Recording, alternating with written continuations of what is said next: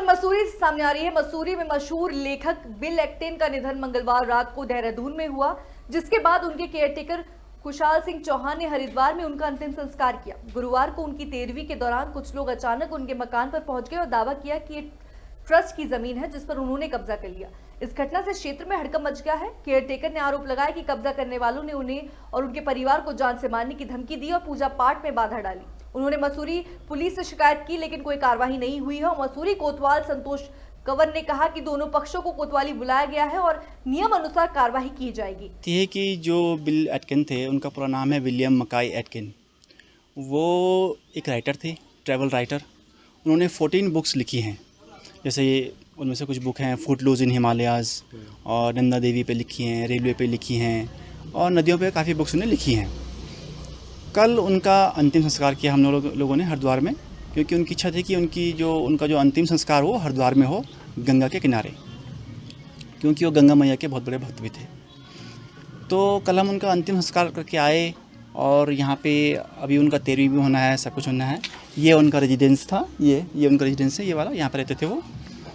तो हमने वहाँ पे उनका जो भी होता है दिया जला रखा है, सब कुछ कर रखा है। कल शाम को आए, आज सुबह भी गए ताकि दिया बुझे ना, उस पर हम सुबह गए, तेल डाल के आए अपना। और जैसे ही हम नाश्ता करने के लिए अपने किचन में आए, वैसे हमने देखा कि वहाँ अंदर कुछ हलचल हो रही है।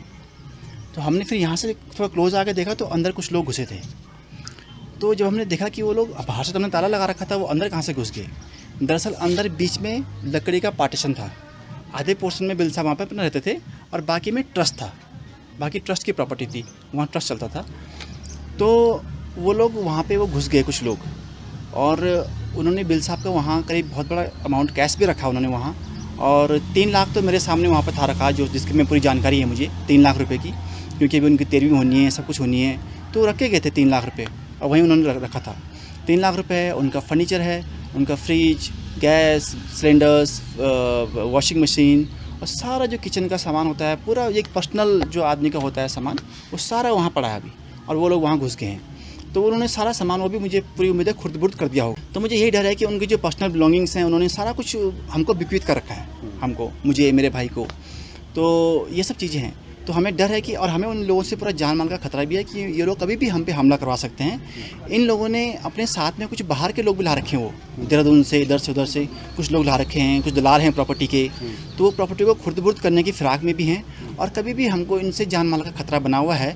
24 घंटे कभी भी हम पर हमला कर सकते हैं। अब क्या कार्रवाई कर रहे हैं? अभी हमने पुलिस को फ़ोन किया था, तो पुलिस भी आई थी। तो उन्होंने कहा कि थाने में आइए, आप रिपोर्ट दर्ज कराइए। तो हम थाने जा रहे हैं, रिपोर्ट दर्ज कराएंगे इनके खिलाफ़।